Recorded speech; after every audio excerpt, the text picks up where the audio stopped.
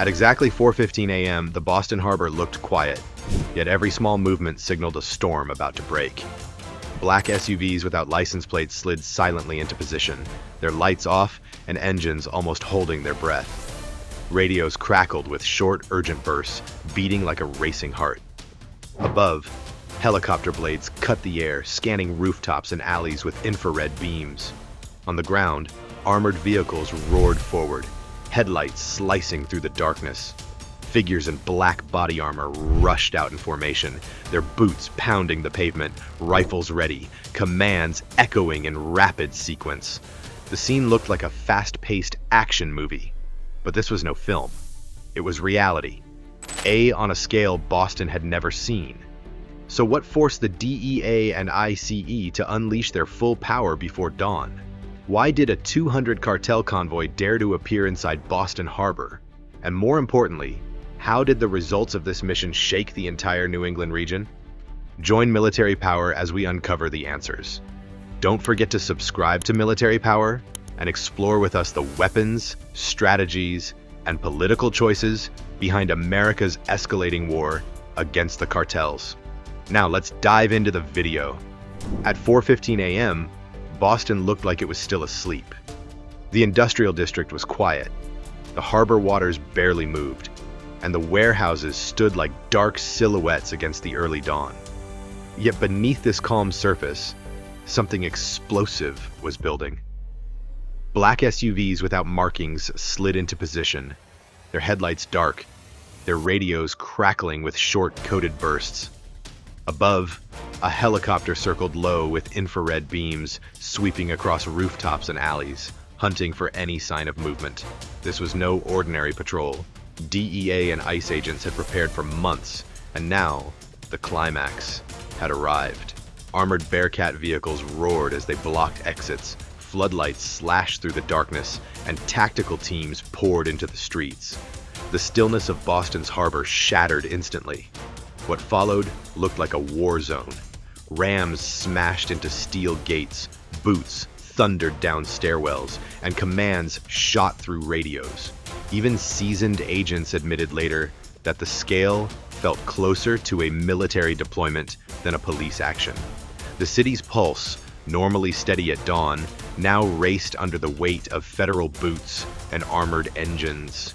Every second felt stretched, every movement magnified, as if Boston itself had become a battlefield in sudden disguise.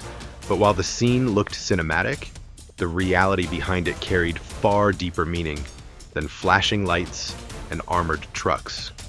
What happened that morning showed Americans a truth they could no longer ignore. The cartels are no longer just a border problem. For years, politicians treated the crisis as something distant, tied to deserts in Texas or Arizona. But this operation revealed the opposite. Cartel networks had embedded themselves in suburban neighborhoods, industrial warehouses, and even student courier routes across New England. The silence of Boston's harbor had been hiding a threat that lived side by side with ordinary families. This is not only about drugs or weapons, it is also about politics. Weak deterrence at the highest level has given cartels space to grow. Instead of strong policy, Washington focused on rhetoric, and under Trump's leadership, criminals grew bolder. They expanded far beyond the border, reaching into cities that once felt secure. For many Americans, the lesson is painful. Neglect at the top translates into danger on the ground.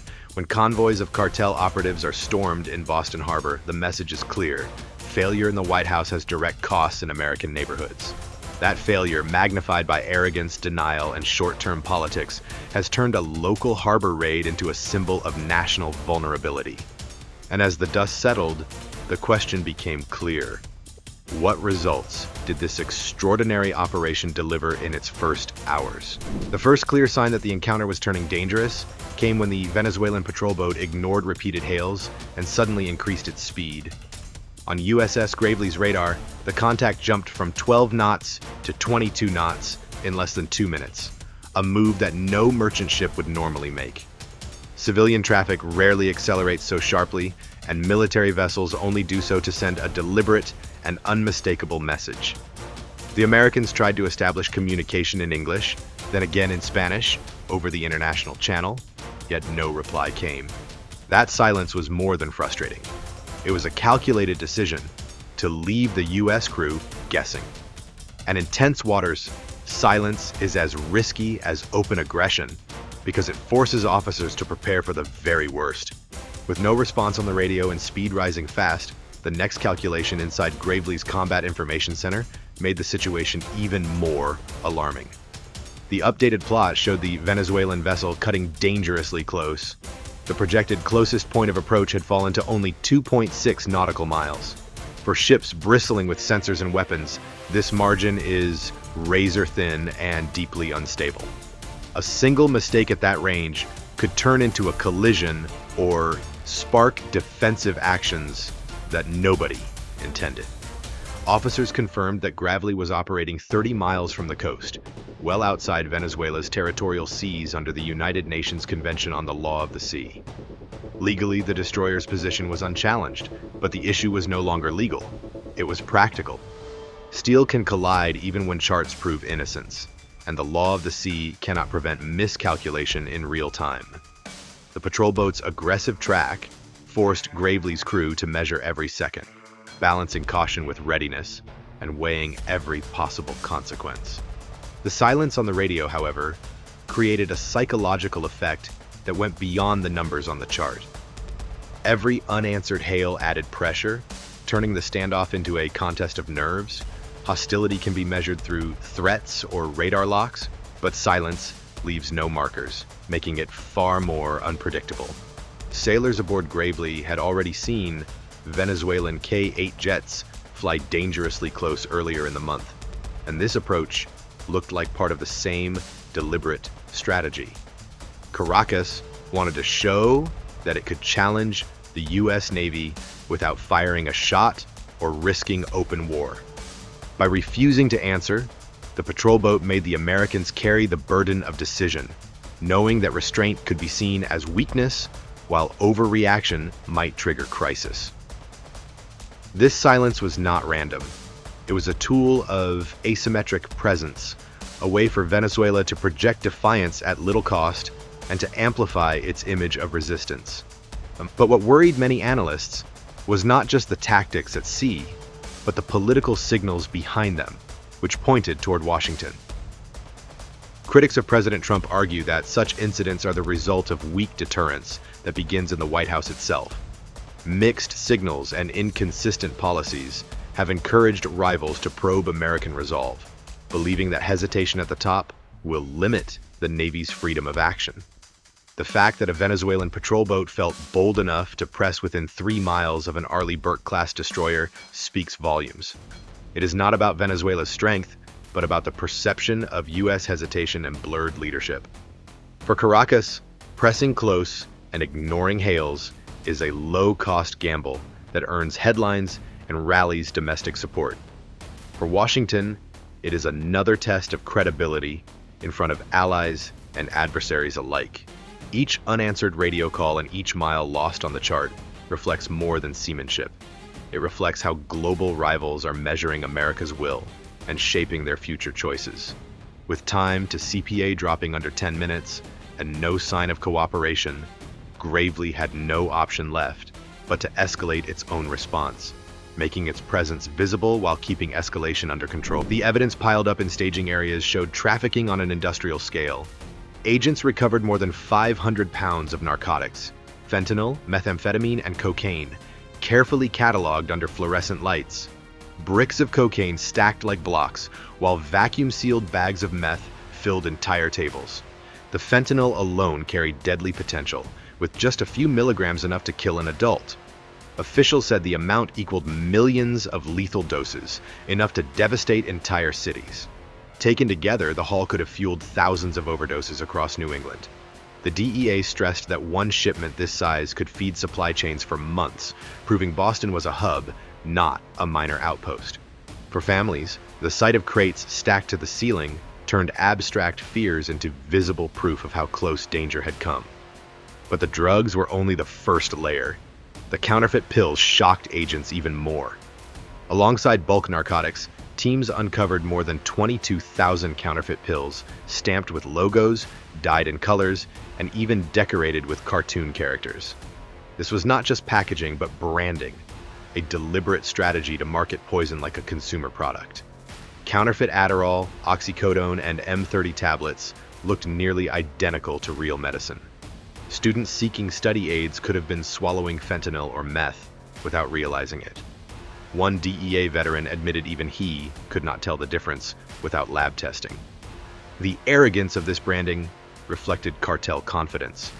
By mocking the system with colorful pills, traffickers dared U.S. law enforcement to stop them. For parents, the realization was chilling. Pills that looked safe enough for a teenager's backpack were in fact time bombs disguised as medicine. And as shocking as the pills were, the weapons cache revealed an even darker reality. The raids also uncovered a stockpile of heavy weapons. Agents displayed AK-47s, AR-15 rifles modified for close combat, shotguns, and several grenade launchers. Bulletproof vests, tactical radios, and crates of ammunition completed the picture. This was not a loose group of street dealers with pistols. It was a network ready for armed resistance. The firepower showed the cartel was willing to defend its business with military-grade force. For residents, the discovery was terrifying. These weapons were not hidden in jungles, but in warehouses and suburban homes across New England. When grenade launchers are stored in American neighborhoods, the line between gang and paramilitary disappears. For many Americans, the sight confirmed that the so-called border crisis was already reshaping life far from the frontier. Yet even the weapons told only part of the story. The financial evidence revealed the global scale.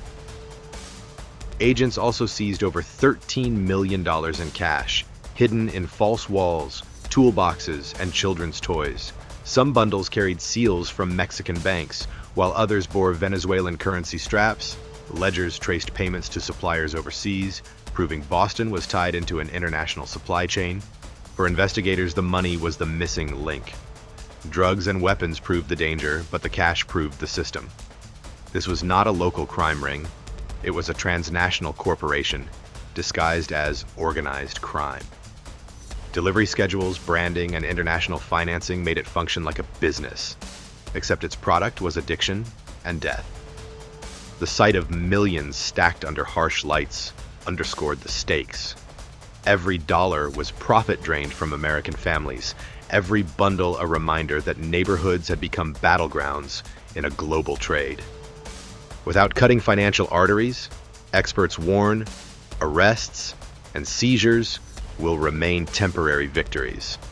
The Boston Haul was massive, but it also exposed how deeply foreign cartels had penetrated U.S. soil, exploiting weak policies at the very top. And to keep that much cash, drugs, and firepower moving, the cartel needed an entire map of infiltration across New England. The Boston raid exposed an entire web of cartel operatives across 3 states. Federal reports confirmed nearly 200 members of the Sinaloa cartel were active in Massachusetts, Connecticut, and New Hampshire. These were not isolated dealers, but organized groups linked through encrypted communications and coordinated shipments. Massachusetts had the highest concentration, with Lawrence identified as the main hub. Connecticut showed suburban homes converted into stash sites, while New Hampshire had warehouses functioning as distribution centers.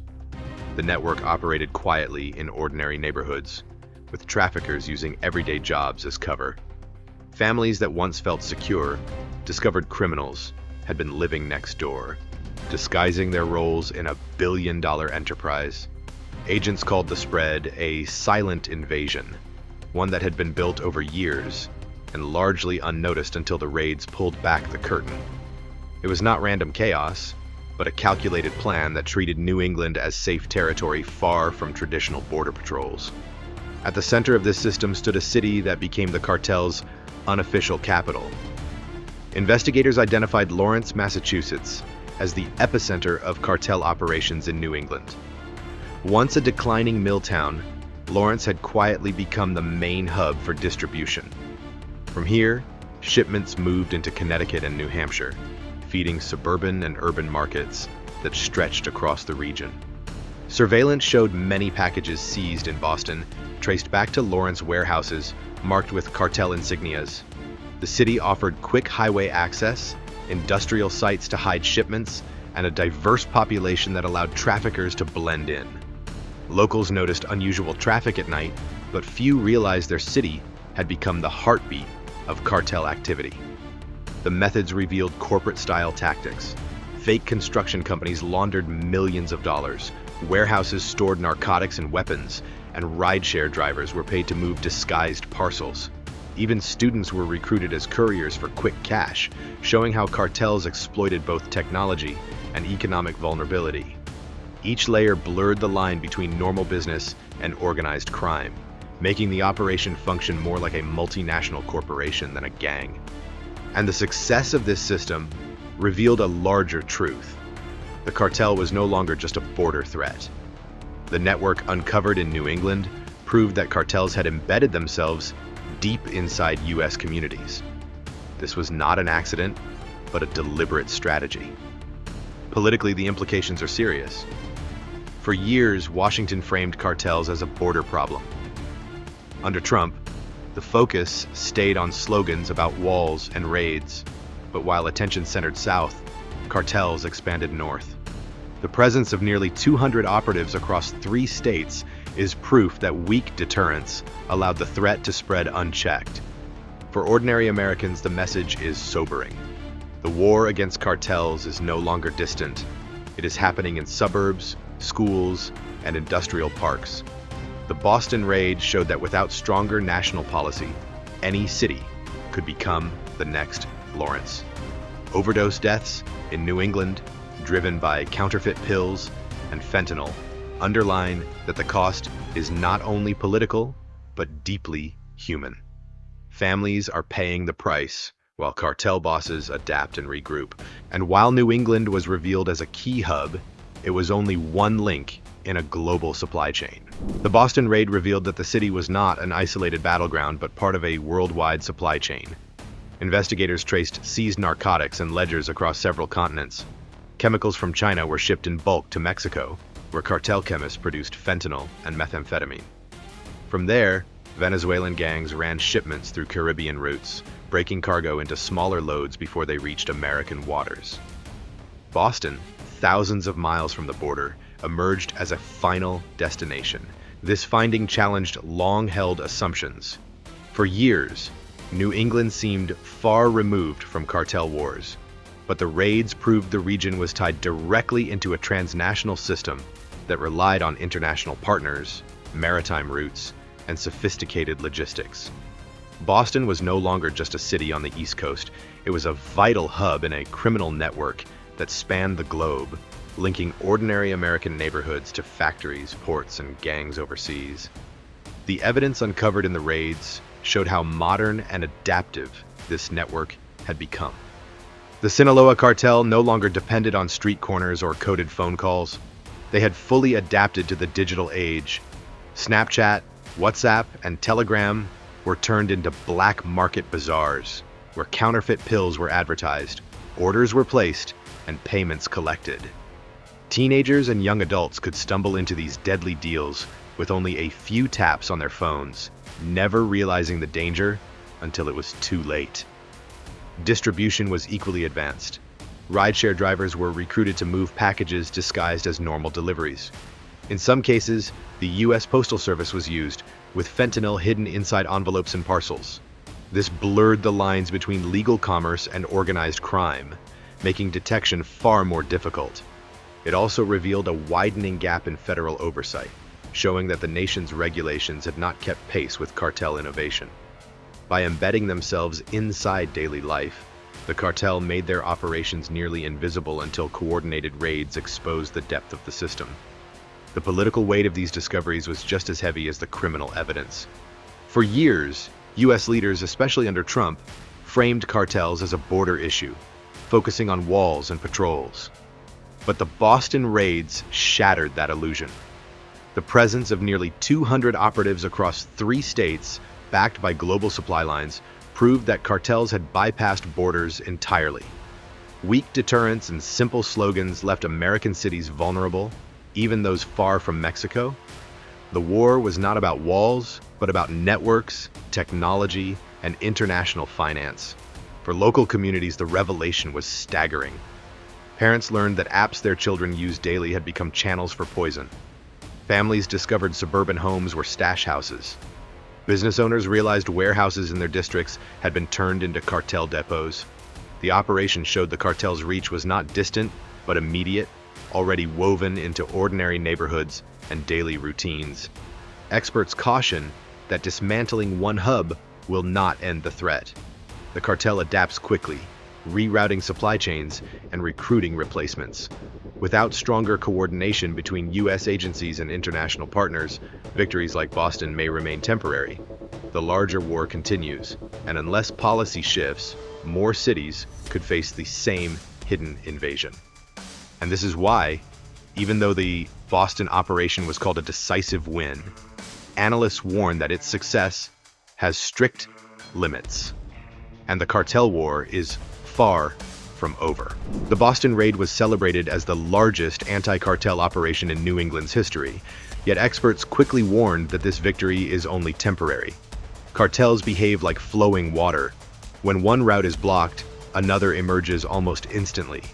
This flexibility explains why the Sinaloa cartel has survived decades of crackdowns across Mexico and South America.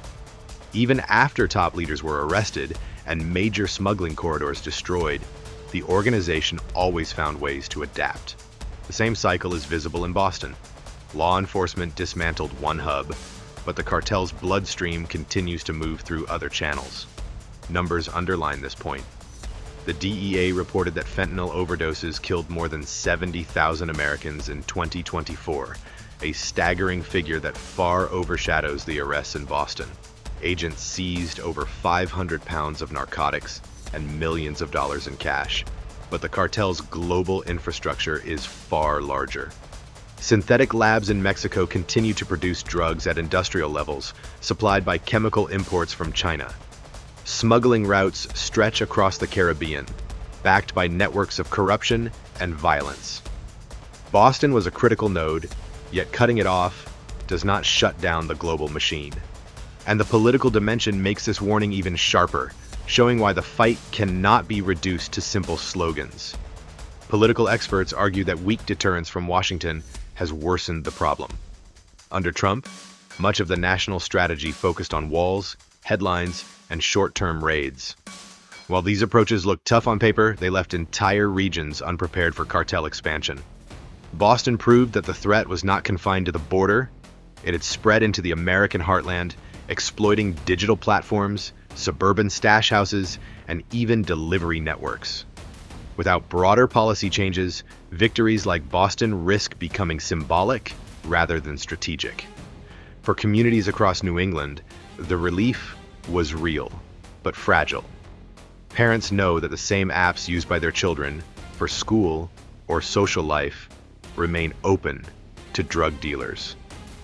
Local police recognize that stash houses can be rebuilt in weeks, sometimes in different neighborhoods, and residents have learned that the cartel does not need to dominate entire cities. A few safe houses, a few couriers, and an online marketplace are enough to restart the cycle. Experts describe this war as endless because cartels are patient, ruthless, and wealthy. Every setback is treated as temporary. Unless the United States strengthens coordination with allies and updates its tools for technology-driven crime, Boston will be remembered as a dramatic battle, but not a turning point.